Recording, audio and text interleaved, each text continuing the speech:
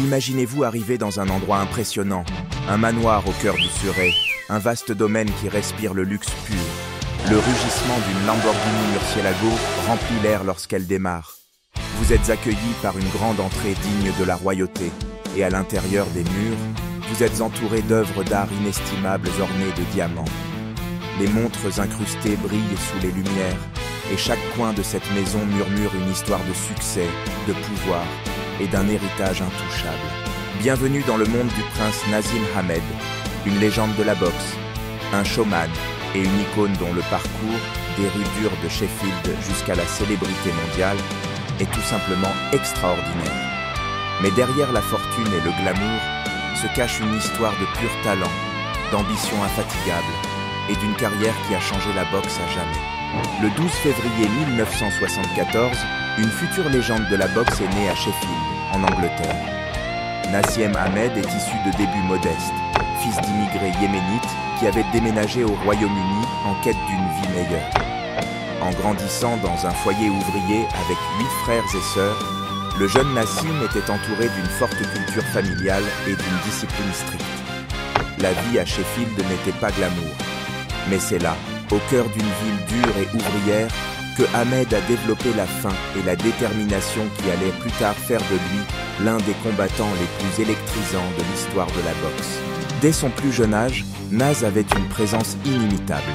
Avec un air de confiance que certains pouvaient même qualifier d'arrogance, derrière cette attitude se cachait un talent indéniable.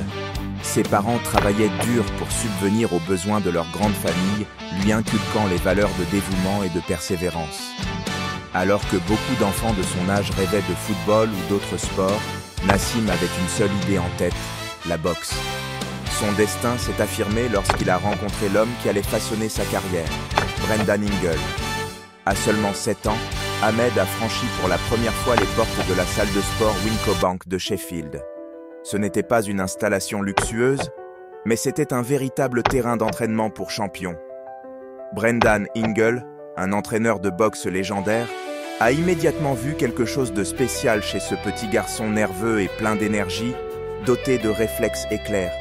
Ingle ne formait pas simplement un boxeur, il était en train de modeler une future superstar. La salle Wincobank était connue pour sa méthode d'entraînement unique et peu orthodoxe, axée sur le mouvement, les réflexes et l'imprévisibilité. C'était l'environnement parfait pour un jeune comme Hamed, qui avait déjà un don naturel pour esquiver les coups et contrer avec puissance. Sous la direction d'Ingle, Hamed a développé un style gaucher unique, jamais vu auparavant dans la boxe. Il bougeait comme un danseur, changeant constamment d'angle, lançant des coups depuis des positions impossibles, tout en les plaçant avec une précision chirurgicale et une puissance de chaos. Mais ce n'était pas seulement une question de technique. Ingle a également encouragé le showman qui sommeillait en Hamed, nourrissant son charisme naturel. Il ne voulait pas seulement gagner, il voulait faire le spectacle. Dès son plus jeune âge, il était clair que Hamed était destiné à quelque chose de plus grand que de simples tournois locaux. En amateur, Hamed s'est rapidement forgé une réputation grâce à sa puissance dévastatrice et à sa confiance inégalée. Il a remporté des titres nationaux avec facilité, mettant souvent ses adversaires KO dès les premiers rounds. Son style captivait. Les fans l'adoraient ou le détestaient, mais personne ne pouvait l'ignorer. À seulement 18 ans, il avait déjà dépassé le niveau amateur. Le monde professionnel l'appelait, et Hamed était prêt à répondre. En 1992, Naseem Hamed est devenu professionnel en signant avec Frank Warren, l'un des plus grands promoteurs de boxe de Grande-Bretagne. Il n'a pas fallu longtemps pour que tout le monde remarque ce jeune poids-plume à l'attitude bien plus grande que sa catégorie. Son combat de début a été une déclaration, un KO explosif au deuxième round qui a laissé tout le monde stupéfait. À partir de ce moment-là, il était clair que ce n'était pas un boxeur ordinaire. Hamed a écrasé ses premiers adversaires, les mettant KO facilement grâce à sa combinaison de vitesse, de puissance et de spectacle. Il était différent de tout ce que la division des poids-plumes avait jamais vu. Ses mains étaient souvent baissées à la taille, ses mouvements étaient imprévisibles et sa puissance était incontestable. Il mettait KO des adversaires avec un seul coup, parfois même en se déplaçant en arrière. Ses adversaires n'arrivaient pas à le décrypter, et les fans ne s'en lassèrent pas. Mais ce qui le distinguait vraiment, c'était sa confiance. Il ne se contentait pas de se battre de manière spectaculaire. Il provoquait ses adversaires, les ridiculisait et faisait des prédictions audacieuses. Et le plus fou, c'est qu'il confirmait toujours ses paroles sur le ring. Ses entrées sont vite devenues légendaires. Il faisait des saltos au-dessus des cordes, dansait en direction du ring et savourait les rugissements de la foule. Le jeune boxeur ne se contentait pas de gagner des combats, il montait un véritable spectacle. En 1994, à peine 2 ans après ses débuts professionnels, Ahmed avait déjà remporté le titre européen des poids coqs. Mais il ne s'est pas arrêté là. Sa série de KO, ses performances électrisantes et sa base de fans en pleine expansion pointaient vers une seule chose, la scène mondiale. Ce n'était qu'une question de temps avant qu'il n'obtienne sa chance pour un championnat du monde. Et quand ce moment est arrivé, Naseem Hamed s'est assuré que personne n'oublierait son nom. En 1995, Naseem Hamed avait déjà la réputation d'être l'une des stars montantes les plus excitantes de la boxe. Sa confiance était au plus haut, sa puissance de KO était indéniable et son style unique en avait fait le chouchou des fans. Mais il était temps de prouver qu'il n'était pas seulement un showman. Il voulait montrer qu'il était un véritable champion de classe mondiale. L'occasion se présenta le 30 septembre 1995, lorsqu'il monta sur le ring pour affronter Steve Robinson pour le titre mondial des poids plumes de la WBO. Robinson était un champion expérimenté, connu pour sa solidité et sa résistance. Mais ce soir-là, à Cardiff, il n'a pas fait le poids face à la puissance électrisante du prince Naseem. Dès le premier coup de gong, Hamed domina le combat, éblouissant le public avec ses incroyables réflexes et ses contres dévastateurs. Robinson tenta de tenir le choc, mais au 8e round, un crochet gauche brutal l'envoya au tapis. Ainsi, Naseem Hamed devint champion du monde. Cette victoire était une déclaration claire. Il n'avait pas seulement gagné, il l'avait fait avec style. Hamed était là pour régner. Avec la ceinture WBO autour de la taille, il commença un règne de terreur. Adversaire après adversaire tombait sous ses coups destructeurs, et son hégémonie était impossible à ignorer. Il était comme un magicien sur le ring, dansant, se moquant, lançant des coups venus de nulle part mais toujours précis et dangereux. En 1997, Hamed prouva qu'il était bien plus qu'un champion local en affrontant le champion IBF Tom Boom Boom Johnson. Johnson était un boxeur chevronné qui avait défendu plusieurs fois son titre, mais face à Hamed, il fut complètement dépassé. Naseem s'amusa littéralement avec lui, montrant sa vitesse et ses déplacements spectaculaires avant de lâcher une combinaison foudroyante qui mit fin au combat au 8e round. Avec cette victoire, Hamed devint champion du monde unifié. La même année, Hamed poursuivit son règne, mettant KO Juan Gerardo Cabrera, puis défendant sa ceinture WBO contre José Badillo dans sa ville natale de Sheffield. Les fans britanniques l'adoraient, mais il était temps de viser encore plus haut, conquérir l'Amérique. Le 19 décembre 1904, il fit ses débuts aux États-Unis au légendaire Madison Square Garden contre l'ancien champion WBC Kevin Kelley. Ce combat fut l'un des plus spectaculaires de l'histoire de la boxe. Dès le premier round, ce fut un véritable chaos. Hamed tomba au sol dès le premier round, se releva pour mettre Kelley au tapis au deuxième, avant d'être encore une fois mis à terre au 4e. Pendant un moment, on pensa que Hamed allait subir sa première défaite. Mais fidèle à lui-même, il se releva, balança un énorme crochet gauche et mit Kelley KO. Ce combat devint instantanément un classique et confirma le statut de superstar mondial de Hamed. HBO lui proposa un contrat de plusieurs combats et dès lors, son nom devint célèbre partout dans le monde. Mais ce n'était pas seulement son talent qui faisait de lui une légende, c'était aussi sa manière d'être. Il n'entrait jamais sur le ring comme les autres, il faisait un véritable show. Que ce soit en arrivant sur un tapis volant, en recréant la danse de Thriller de Michael Jackson ou en sautant acrobatiquement par-dessus les cordes, chaque combat devenait un spectacle. Son sens du show était inégalé. On l'aimait ou on le détestait, mais impossible de détourner le regard. Au fil de sa carrière, Hamed continua de dominer. Il affronta l'ancien champion Wilfredo Vasquez et le mit KO. Il battit Wayne McCullough, un boxeur réputé pour sa ténacité, en 12 rounds pour conserver son titre.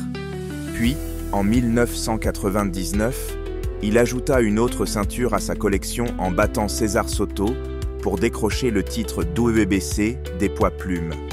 Cependant, Ahmed laissa rapidement vacante cette ceinture pour se concentrer sur la défense de son titre WBO qu'il détenait depuis plus longtemps. Sa grandeur fut officiellement reconnue en 2019 lorsque le magazine The Ring lui attribua rétroactivement le titre de champion des poids plumes. Ahmed est le seul boxeur de l'histoire à avoir reçu cet honneur après sa carrière. Pendant presque 6 ans, Ahmed régna sans partage sur la division des poids plumes. 15 combats pour un titre mondial et la quasi-totalité remportée par KO. Il apporta une excitation au monde de la boxe qu'on n'avait plus vu depuis des décennies. Ce n'était pas juste un boxeur, c'était un artiste, un phénomène, une légende en devenir. Mais comme toute domination, son règne allait prendre fin. En 2001, le prince Naseem Hamed était au sommet.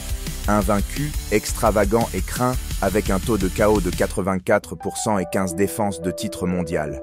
Son aura d'invincibilité semblait intouchable. Pourtant, tout champion finit par affronter son plus grand défi. Pour Hamed, ce moment arriva le 7 avril 2001 face à Marco Antonio Barrera. Barrera était un guerrier mexicain expérimenté, techniquement brillant, avec un esprit combatif inébranlable. Beaucoup pensaient que la puissance et l'imprévisibilité de Hamed seraient trop pour lui. Mais Barrera était prêt. Il avait étudié les faiblesses de Hamed et lorsque la cloche retentit au MGM Grand de Las Vegas, il exécuta son plan de match à la perfection. Dès le premier round, on comprit que ce n'était pas le prince dominant auquel les fans étaient habitués. Son style spectaculaire et sa confiance étaient là, mais il manquait quelque chose.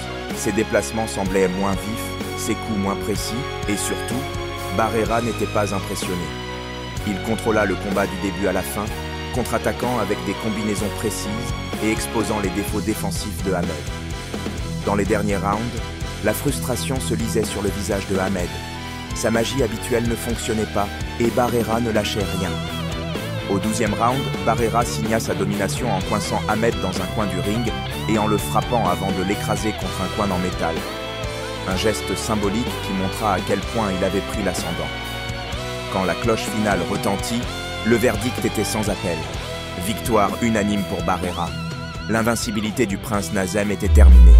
Cette défaite fut un choc dur à encaisser pour Hamed, qui avait bâti sa carrière sur le spectacle et la confiance en soi. L'idée d'être surpassé paraissait impensable. Hamed n'a pas cherché d'excuses. Il a admis que Barrera avait été le meilleur ce soir-là. Mais quelque chose s'était brisé en lui. La flamme qui l'avait poussé vers les sommets semblait s'éteindre. Il prit une année de repos avant de revenir en mai 2002 contre Manuel Calvo, pour tenter de récupérer un titre IBO des poids plumes. Les fans espéraient une revanche éclatante, un chaos spectaculaire pour prouver qu'il était toujours l'ancienne force électrisante. Mais ce qu'ils virent fut un Hamed bien différent. Le combat fut terne. Hamed gagna au point, mais le showman spectaculaire avait disparu. Plus de mouvements éclatants, plus de contres foudroyants, plus d'énergie brute.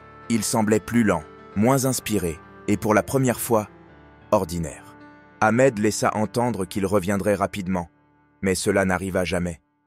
La vérité, c'est que des années d'entraînement intense et de combat avaient abîmé son corps. Ses blessures chroniques aux mains, qui l'avaient poursuivi toute sa carrière, avaient empiré. De multiples fractures et opérations avaient affaibli la puissance de ses poings. Sans cette force, Hamed savait qu'il ne pouvait plus rivaliser au plus haut niveau. À seulement 28 ans, le prince Naseem Hamed quitta la boxe pour de bon. Pas d'annonce officielle, pas de dernier combat d'adieu. Il disparut tout simplement du monde de la boxe. Malgré son départ soudain, l'empreinte laissée par Hamed dans la boxe est indélébile. Il a changé ce sport avec ses shows spectaculaires, son style unique et sa personnalité intrépide. Même si son règne s'est arrêté brusquement, son héritage comme l'un des boxeurs les plus passionnants de tous les temps est resté intact. Après avoir raccroché les gants, l'impact de Naseem Hamed ne s'est jamais effacé. En 2015, il a reçu l'une des plus hautes distinctions du sport, son intronisation au Hall of Fame international de la boxe. Cette reconnaissance a confirmé sa place parmi les plus grands boxeurs de l'histoire, un témoignage de la trace qu'il a laissée dans la division des poids plumes et bien au-delà. Hamed n'était pas seulement un champion, il était une révolution dans ce sport, un boxeur dont le style et la personnalité ont redéfini ce qu'était un artiste du ring. Son influence a dépassé sa propre carrière. Pour de nombreux jeunes boxeurs britanniques d'origine asiatique, Ahmed a été un pionnier qui a brisé les barrières et prouvé qu'un enfant issu de l'immigration pouvait atteindre les sommets et dominer la boxe mondiale. Des boxeurs comme Amir Khan lui ont d'ailleurs rendu hommage, le citant comme une grande source d'inspiration. Son style flamboyant continue encore aujourd'hui d'influencer de nombreux boxeurs modernes. Mais Ahmed n'était pas seulement une inspiration pour les futurs champions. Il était aussi une véritable icône de la culture populaire dans les années 990. Son nom était aussi célèbre que celui de n'importe quelle autre célébrité britannique. Ses combats n'étaient pas de simples événements sportifs, c'étaient des blockbusters. Sa confiance, son charisme et son explosivité faisaient de chacune de ses apparitions un moment à ne pas manquer, élevant la boxe au rang de divertissement grand public. Même aujourd'hui, des clips de ses chaos sauvages et de ses entrées théâtrales circulent encore sur les réseaux sociaux, maintenant sa légende vivante pour les nouvelles générations. En dehors du ring, Ahmed a vécu aussi luxueusement qu'il boxait. Son succès lui a apporté une immense richesse et il l'a dépensé avec style. L'une de ses propriétés les plus célèbres était un impressionnant manoir de 10 chambres dans le Yorkshire, qu'il a ensuite vendu pour 2,35 millions de livres. Ce domaine était l'incarnation du luxe, un salon de réception lambrissé de chêne, une cuisine ultramoderne, un complexe de loisirs complet avec piscine, jacuzzi, salle de sport et même une salle de jeu. Aujourd'hui, il réside dans un manoir somptueux à Surrey, profitant encore des fruits de son travail, fidèle au style princier qui le caractérise. Son amour du luxe ne s'arrêtait pas à ses maisons. Sa collection de voitures était tout aussi extravagante. Il avait un goût marqué pour les voitures de sport haut de gamme, et l'un de ses biens les plus précieux était une Lamborghini Murcielago, une machine puissante à l'image de sa personnalité audacieuse. Il possédait aussi une Ferrari 360 Spider, un bijou d'élégance et de style, ainsi qu'une Rolls-Royce Phantom, symbole ultime du succès. Mais le garage de Ahmed n'était pas seulement rempli de supercars exotiques. Il possédait également une rare Subaru Impreza 22 BSTI, souvent surnommée la Subaru de l'enfer, ainsi qu'un Mitsubishi Pajero Evolution, un SUV robuste mais raffiné. Ahmed était aussi connu pour sa collection de bijoux incrustés de diamants, des bagues imposantes aux chaînes personnalisées qui reflétaient sa personnalité plus grande que nature. Sa collection de montres était tout aussi impressionnante, avec des pièces signées Rolex, Patek Philippe et Audemars Piguet, chaque montre représentant un témoignage éclatant de son succès. La mode était une autre de ses passions. On voyait souvent Ahmed arborer les plus beaux costumes sur mesure et des marques de vêtements urbains haut de gamme. Son parcours, des rues de Sheffield à la célébrité mondiale, reste une source d'inspiration durable, non seulement pour les boxeurs, mais pour quiconque aspire à la grandeur. Des lumières éblouissantes du Madison Square Garden au luxe de son manoir à Surrey, l'histoire du prince Nassim Ahmed est celle d'une ambition, d'un succès éclatant et d'une foi inébranlable en sa propre grandeur. Qu'on l'aime ou qu'on le déteste, une chose est certaine, la boxe n'a jamais vu un autre combattant comme lui.